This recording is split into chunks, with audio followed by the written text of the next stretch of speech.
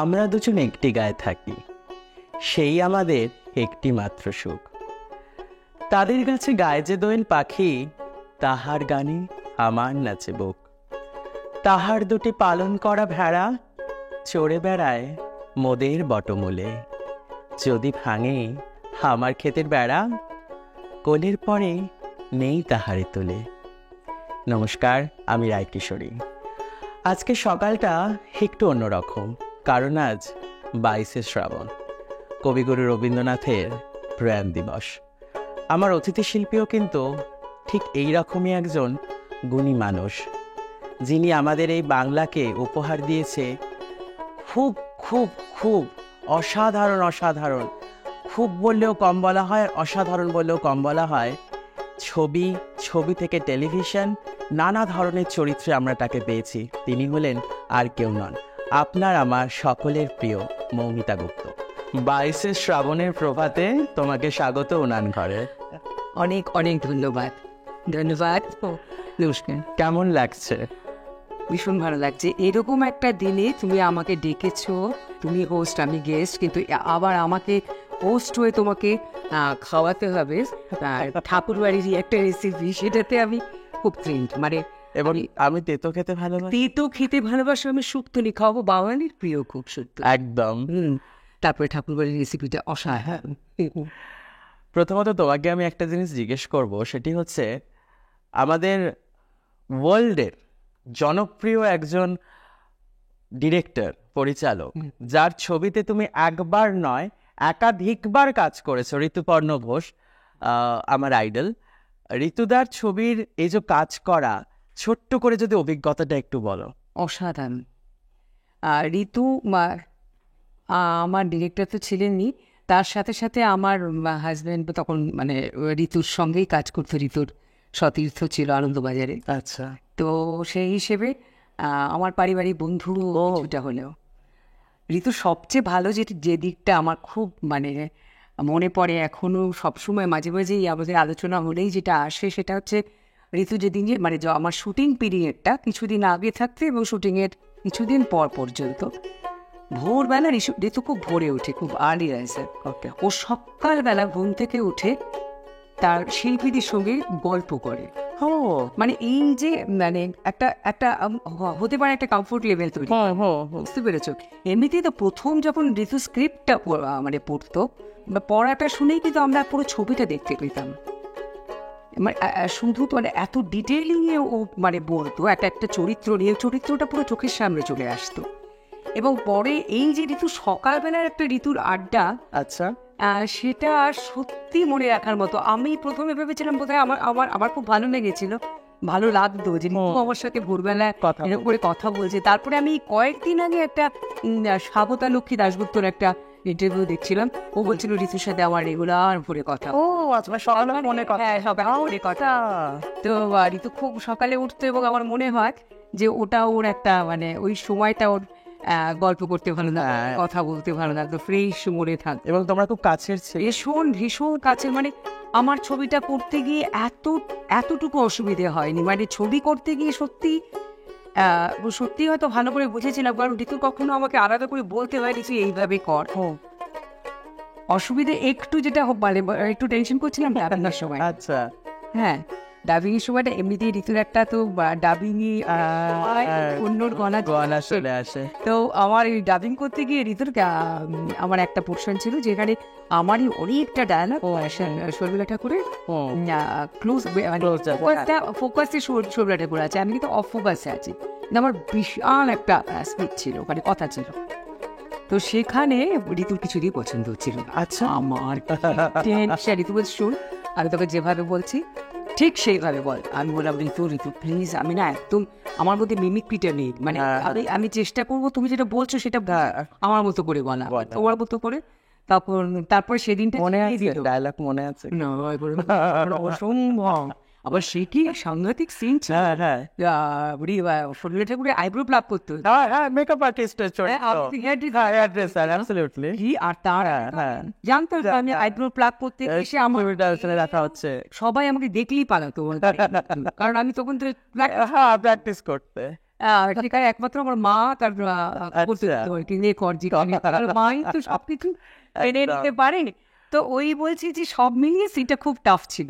এই যে তুমি আজকে আমাকে শুক্তনি করে খাওয়াচ্ছ, ঠাকুর বাড়ির রান্না, তো এখনকার ইয়াং জেনারেশনদের সাথে তুমি কাজ করছো, একই মেকআপ রুম শেয়ার করছো, তো তুমি কখনো কি গেছো জোড়াসাঁকো ঠাকুর বাড়ি এবং এখনকার প্রজন্মকে দেখেছো রবীন্দ্রনাথের গান শুনতে বা ওই রাবীন্দ্রিক চিন্তাধারা তাদের মধ্যে আছে?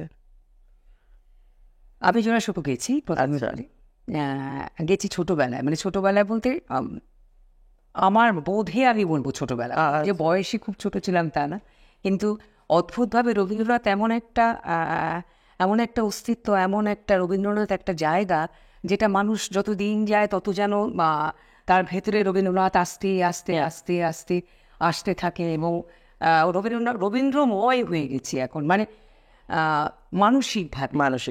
তো সেই আমি যখন দেখেছিলাম বিহ্বল হয়ে দেখেছিলাম এইখানে থাকতে নেই, এগুলো তো ছিলই। তারপর ছোটবেলায় সেই জীবন চরিত পড়েছিলাম না, তো সব কিছু মিলিয়ে মিশিয়ে আমার দেখাটা যে খুব পরিষ্কার তা নয়, মানে এখনো যে খুব পরিষ্কারভাবে মনে আছে তা না, আমার খালি ওই কিছু কিছু ডিটেলটার মনে নেই, কিন্তু কিছু কিছু জায়গা সব ভীষণভাবে মনে আছে। রবীন্দ্রনাথ তো প্রতিটি মুহূর্ত, মানে আমার সুখে দুঃখে আনন্দে যে কোনো রকম শিহরণে পর্যন্ত আমি বলছি না, আমার মনে হয় প্রত্যেকে একদমই তাই। সেইটা আজকের ছেলেমেয়েরা, আমি বলবো না যে তারাও মানে রবীন্দ্র চিন্তার বাইরে, তা নয়, কিন্তু ওই যে বললাম যে সেই উপলব্ধিটা সেই স্কচ খাওয়ার মতন, মানে খারাপ এতে গেলাম, প্রথমে বোঝা যায় না আর কি, আস্তে আস্তে আস্তে আস্তে মানুষকে বোঝা যায়। হ্যাঁ। তো রবীন্দ্রনাথকে সেরকম ভাবেই, মানে দিনের পর দিন, যেমন আজ একটা সময় আমি সত্যি এই লাইনে পড়তে ভালো লাগতো, আমারই চেতনার রাওয়ে পান্না হলো সবুজ, চুনি উঠল রাঙা হয়ে, আমি চোখ মেললুম আকাশে, জ্বলে উঠলো আলো পূবে পশ্চিমে, গোলাপের দিকে চেয়ে বললুম সুন্দর সুন্দর হলো সে। এই যে লাইন্সগুলো দেখো আমার গায়ে কাটা দিচ্ছে, মানে এই চেতনা, এই চৈতন্য, এই সমস্ত বোধগুলো কিন্তু এখন যত দিন যাচ্ছে তত বুঝতে পারছি, মানে তুমি আরো বেশি আমার কাছে আমি আত্মস্থ করতে পারি। তো সেইটা হয়তো আজকের ছেলেমেয়েরা সেটা আস্তে আস্তে হবে, এখন হয়তো সেইটা নেই, অতটা নেই, কিন্তু গভীরতা তো মানুষের আস্তে আস্তে বাড়ে। তো সেক্ষেত্রে আমি বলবো যে নিশ্চয়ই আসবে এখনো ছেলে মেয়েদের মধ্যে। আমায় একটু বলো আজকে শুক্তনির ইনগ্রেডিয়েন্টস কি কি লাগছে? দেখো এগুলো সব সাজিয়ে রেখেছি আমি, মোটামুটি সিরিয়ালি এইভাবে যাই। ওকে, এটা দুধ জাল দিয়ে রেখেছি, আচ্ছা, একটু ঠান্ডাও করে নিয়েছি। আচ্ছা, আলু বেগুন একসাথে, আলু বেগুনটা কেটে রেখেছি। আলু মোটামুটি এইভাবে কাটা হবে। ওকে, আচ্ছা, ওকে। আচ্ছা, এইবার তোমার আমি তেজপাতা ফোড়নের জন্য রেখেছো। ওকে, এটা সজনে ডাঁটা আছে, তারপরে তোমার রাঙা আলু রয়েছে এখানে, আদা বাটাটাও ফোড়নের জন্য রেখেছি। আচ্ছা, ওখানে বোধহয় উচ্ছে, রাঙা আলু, উচ্ছে, এটা হচ্ছে তোমার সর্ষে পোস্ত বাটা, সর্ষে পোস্ত বাটা, গরম মশলা আছে, এটা তিল বাটা। আমিও গেস করতে পারি। তিল বাটাটা কিন্তু খুব ইম্পর্টেন্ট, এটাই হচ্ছে ঠাকুরবাড়ির রেসিপির স্পেশালিটি। আচ্ছা, ওকে, বাটা।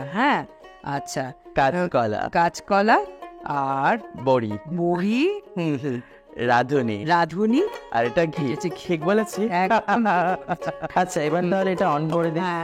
আপনারা সাদা তেলেও করতে পারেন, সর্ষে তেলেও করতে পারেন, আমি বাঙালি রান্না সর্ষে তেলে করি। আমি দেবো? দাও। কতটা পরিমাণ দেবো দেখতে? আর একটু লাগবে। বড়িটা ভাজা হবে তো, প্রথমে তুমি বড়িটা ভাজবে, বড়িটা ভাজবে, ব্যাস। ঠিক আছে। এখানেই কাছাকাছি। আবার একটু লাগবে হয়তো, বড়ি ভাজলে বড়িতে ভীষণ তেল লাগে, তেলটা টানে বড়িটা। তো বড়িটা ভেজে তুমি তুলে রাখবো, তারপরে আমি উচ্ছেটা ভাজবো। বেশ। আমাকে একটা কথা বলো, এই যে রবি ওঝার সাথে কাজ করেছো, এরকম একজন অসামান্য একজন পরিচালক টেলিভিশন জগতের, এবং সেই আপা চরিত্র, মানে সত্যি বলতে আমি যখন একদম ছোট হাফ প্যান্ট পরে সোফায় বসে দেখছি, হ্যাঁ সেই আপাকে ওইভাবে হেঁটে হেঁটে চলা, তো ওইটা কিভাবে করলে তুমি? ওটা তো একটা অসাধারণ একটা চরিত্র ছিল। আপা আমাকে ভর করেছিল। আমার টেলিভিশনে যত কাজ আমি করেছি, আমার সবচেয়ে প্রিয় চরিত্র খেলার আপা। তো অসাধারণ একটা ভয়ঙ্কর পজিটিভ একটা ক্যারেক্টার, এবং একটি মুসলিম মহিলা, সে তোমার লুকিয়ে লুকিয়ে নামাজ পড়তো। না, লুকিয়ে না, একদম ওপেন, মানে লুকিয়ে কিচ্ছু না। একটা হিন্দু ফ্যামিলিতে একটা মুসলিম মহিলা সম্পূর্ণ সে ডমিনেট করছে, তার মানে সে সংসারটাকে সে পুরো চালনা যাচ্ছে। অসম্ভব ভালো একটা ক্যারেক্টার। ওই ধরনের চরিত্র যখন তুমি করেছো, তারপরে প্রচুরবার তোমাকে দেখা গিয়েছে নেগেটিভ করতে আমরা দেখেছি, এবং এখন যে আমি সিরিয়ালে তোমাকে দেখতে পাচ্ছি, সেখানে নেগেটিভ পজিটিভ মিলিয়ে তুমি করছো। তো সেই নেগেটিভটা যখন করেছো তখন কিরকম কমেন্ট বা তখন কিরকম লেগেছিল তোমার যখন ওই ধরনের চরিত্র পেতে তুমি? আমি নেগেটিভ এটা ভাজা হয়ে গেছে, আমরা হ্যাঁ অলরেডি লাল লাল হয়েছে, পড়া করে দেখেছো কিরকম সুন্দর একটা কালার এসছে। না, পুরো এটা তেলটা নিয়ে নিয়েছে, একটু লালচে করে ভেজে নিলেই ভালো হবে। কিছুটা দেখো অলরেডি কিন্তু একটু লালচে হয়েছে। হ্যাঁ, এরপরে তুমি উচ্ছেটা ভাজবে, তাই? মানে আমি উচ্ছেটা ভেজে নেবো, উচ্ছে আর সঙ্গে উচ্ছের সঙ্গে আমি উচ্ছেটাকে ভেজে নেবো, তারপরে বেগুনেও কিন্তু বেশ কিছুটা তেল লাগবে। না, এইগুলোকে না আলাদা করে রেখে দিলে, তোমার আলাদা আলাদা করে ভেজে সবজিগুলো রেখে দিলে সবটা তো একরকম সেদ্ধ হবে না, বেগুনটা বেশি সেদ্ধ হয়ে যায়, একসাথে দেওয়া যাবে না। সেই জন্য যেগুলো নরম সেগুলোকে আগে করে একদম। কিন্তু সেই সময় যখন আপা চরিত্র করছি, তখন একটা out and out negative character করেছিলাম, সেটা হচ্ছে এরাও শত্রু। হ্যাঁ একদম তাই। এবং এখন মানে আমরা একটা বলি ব্ল্যাক ক্যারেক্টার, আচ্ছা আমি তার আগে সেটা দিয়ে দিই। এটাও কি একটুখানি ভালো করে ভাজা হবে, তাই? একটু লাল লাল করে, হ্যাঁ একটু সুন্দর করে, একটু লাল লাল করে ভাজা। যদিও ঠাকুর বাড়ির রান্নাতে খুব লাল করে না, কিন্তু একটু বেশি ভাজলে যারা বেশি তাদের ভালো লাগবে, কারণ বেশি ক্রিস্পি হয়ে গেলে ওই তেতো ভাবটা চলে একটু। তো যেটা বলছিলাম যে আমাদের মানে নেগেটিভের মধ্যে দুটো রয়েছে, একটা ব্ল্যাক ক্যারেক্টার একদম আউটে না, ব্ল্যাক ক্যারেক্টার একটা গ্রে শেড। এই মুহূর্তে তুমি যেটা বলছি, যেটা আমাকে খুব আনন্দ পায়, এটাই লোক। তো আমি এই ক্যারেক্টারটাকে যে জগদ্ধাত্রীতে যে সিরিয়ালটা বৈদেহী মুখার্জি, সেখানে নেগেটিভটাকে তো লজিক্যালি এসছে, জানো তো, মানে কিরকম আনুবংশিক ভদ্রমহিলার একটা কি সন্তানের প্রতি ভীষণ গন্ডগোলগুলো পুত্রের অনেক রকম সমস্যা, সেগুলোকে ঢাকতে গিয়েও একটার পর একটা অন্যায় করেছে। হ্যাঁ, এটাই হচ্ছে কথা। ওই জন্য আমি তো মায়েদের বলবো যে আমিও মা, আমারও একটি ছেলে, মেয়ে বড় হয়ে গেছে, কিন্তু ছেলের যে বয়স, ছেলে এখন কলেজ গোয়িং, সো আমাকেও এই প্রশ্রয়টা আমার একটু আছে, আমার বেসিক নেচার আমি একটু প্রশ্রয় দিই, যে তো সেটাও কিন্তু একটা ব্যালেন্স করে মানুষের চলা একটা মাইন্ড নেগেটিভ হয়েছে, একটা সময়ের পর, তখন সন্তানের ভালোর জন্য তাকে কিন্তু প্রয়োজনীয় সন্তানের কাছে নেগেটিভ হয়ে হতে হবে। তো বাড়িতে বৈদেহী মুখার্জি কেমন? বাড়িতে বৈদেহী মুখার্জি যে আমার একটু প্রশ্রয়, আমার ছেলে মেয়েকে আমি একটু প্রশ্রয় চিরকালই দিয়েছি, তাতে কিন্তু আমার ছেলে মেয়ে আমার বন্ধুই হয়েছে, মানে বাই নেচার ওরা ঠিক সেই দুষ্টু প্রকৃতির হয়নি, সেটা আচ্ছা ঈশ্বরের আশীর্বাদ। কিন্তু তবু আমার বড়ের কাছে যে আমি একটু বাচ্চাদের ভালো লাগে না। সেক্ষেত্রে তোমার মেয়ে তো অলরেডি ভীষণ নাম করা জনপ্রিয় একজন অভিনেত্রী, হ্যাঁ, বাকি রইল কাজকলা, কাজ করাটা একটু নুন দিয়ে দাও। আচ্ছা, দিন অল্প একটু, সবটাই আমরা একটু করে নুন হলুদ দিয়ে ভেজে নিলাম, তো কাঁচকলাটা একটু নুন হলুদ দিয়ে ভেজে নিচ্ছি। তুমি আমার একটা জিনিস বলো, এই যে এখন শুটিং থাকে সকালবেলায়, যাও, যেদিন অফ থাকে তোমার, সেই সময়টা কি করো বাড়িতে? আমার শুটিং, আমার প্রচুর কাজ বাড়িতে, আমি আমি ভীষণ ভাবে গৃহিণী, আচ্ছা সংসার করতে ভালোবাসি। আমি ইদানিংকালে ইদানিংকাল বলতে বেশ কয়েক বছর ধরে আমি অনেকটা সময় যাই পুজোর জন্য। আচ্ছা, মানে পুজো নিজেই করো বাড়িতে? হ্যাঁ, বাড়িতে নিজেই। আচ্ছা। আর যে পুজোটা এখন বেশি করি সেটা হচ্ছে মনের পুজো। আচ্ছা। হ্যাঁ, সেটা তোমার ধ্যান জপ। আমি রামকৃষ্ণ মঠে দীক্ষিত। আচ্ছা। আমার মা, আমার ঠাকুর, আমার মা মানে জগতের মা। হ্যাঁ হ্যাঁ, সেই মায়ের সঙ্গে কথা বলি, মায়ের কাছে বসে থাকি। একটা অদ্ভুত শান্তি পাওয়া যায়। অদ্ভুত শান্তি পাওয়া যায়। এবং আমাদের সকলের ভেতরে যিনি আত্মা আছেন, হ্যাঁ হ্যাঁ, যিনি আসল ঈশ্বর, হ্যাঁ হ্যাঁ, সেই আত্মার খোঁজেও থাকি মাঝে মাঝে। এবং মায়ের সঙ্গে একটা বড় কথা তুমি তো জানবে, সেটি হচ্ছে কখনো যদি শান্তি চাও মা, কারণ দোষ দেখো না। একদম এটাই বলতে যাচ্ছিলাম তোমায়, এটাই বলতে যাচ্ছিলাম। দোষ দেখবে নিজের দোষ দেখবে নিজের। জগতের সকলকে আপন করে করে নাও, জগৎ সত্যি তাই, জগৎ তোমার। পাতাটা দিলাম, হ্যাঁ, 5 ফোড়ন এবং রাঁধুনি দুটো একসাথে দিয়ে দিলাম। আচ্ছা, এই দেখো রাঁধুনি রয়েছে এখানে। আচ্ছা আচ্ছা, হ্যাঁ, এটা 5 ফোড়ন দিয়েছো। হ্যাঁ, আর রাঁধুনি দিলে। হ্যাঁ, এইবার আমি আদা বাটাটা দিয়ে দিচ্ছি।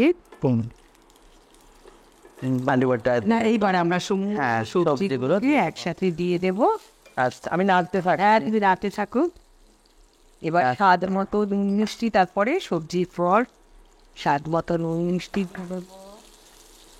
প্রত্যেকটা সবজি একের পর এক আমরা নুন মোটামুটি আমরা প্রত্যেকটা ভাজার সঙ্গে একটু করে দিই, অল্প অল্প করে। হ্যাঁ, এবার এটা ভাজি সুন্দর করে নুন দিয়ে দাও। হ্যাঁ, একটু আমি হেল্প করি।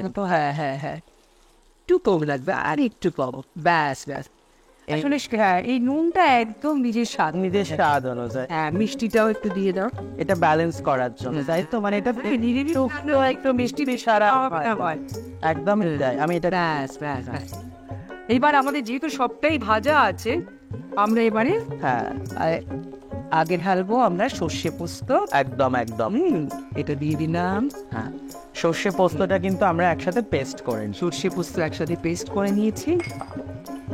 এরপরে আমি দুধ দিয়ে দেব। আচ্ছা, এবার আমরা দুধটা দিয়ে দিচ্ছি। আচ্ছা, আমি নাড়তে থাকছি। আর বেশি লাগবে না দুধ, তাই তো? না, আর লাগবে না। আচ্ছা, 3 বাটাটা সবার লাস্টে একটুখানি সেদ্ধ। এইবার আমরা তিল বাটাটা দেবে। তিল বাটাটা কিন্তু একদম বাড়ির মতন, মানে রান্না মেইন রেসিপি। ওকে, আচ্ছা। হ্যাঁ, এবং তোমার এই গোটা গরম মশলা, গোটা গরম মশলা দিলাম। হ্যাঁ হ্যাঁ, আর হচ্ছে মৌরি বাটা একটু দিয়ে দাও। হ্যাঁ, এটা হচ্ছে। আর রাত করে তো শেষ, আমরা তো সুন্দরভাবে ঘিটা দেবো, একটু বেশি করেই দিলাম। আচ্ছা, এবার আমরা বড়িগুলো দেবো। তোমার মতোই মিষ্টি হয়েছে গো এটা দেখতে। আমাকে একটা সত্যি কথা বলবে তো? আচ্ছা, একটু বড়ির গুঁড়ো দিয়ে দেবে। হ্যাঁ হ্যাঁ হ্যাঁ, কি অসাধারণ। আমাকে একটা সত্যি কথা বলবে, এই যে তোমার রহস্যটা কি? মানে তুমি যেরকম চিরনূতন, তুমি যেরকম চিরসবুজ, এই রহস্যটা কি? করতে হবে। মানে তুমি এখনো প্রেম করো? এখন প্রেমটা একটু অন্যদিকে ঘুরেছে, বলে ঈশ্বর প্রেমে গেছে, কিন্তু প্রেম আছে তাও। যে আমাদের রান্না রেডি, তোমাকে তার হ্যাঁ বলে একটা দিচ্ছি তোমায়। ওয়াও, সেক্সি বল। তোমার শাড়ির মতোই সেক্সি। আমি চামচ নিয়ে দাঁড়িয়ে করবো। একটু ভাত দিয়েও টেস্ট করতে পারতে। অবশ্য তুমি তো আবার এখন চেষ্টা করতে হবে, তোমার মতন ধরে রাখতে হবে তো নিজেকে। কি অসম্ভব, তুমি যে একদম সত্যি মানে সুগৃহিণী, সেটা তোমার ঢালা দেখেই বোঝা গেল। ইচ্ছে করলে একটুখানি ঝোল ঝোল যদি কেউ খেতে ভালোবাসে, একটু জল বেশি রাখতে পারে, রাখা যায়। মাখা মাখা করলাম। আমি কি একটু টেস্ট করতে পারি? আর তস হয়েছে না, আমি স্যাটিসফাইড না।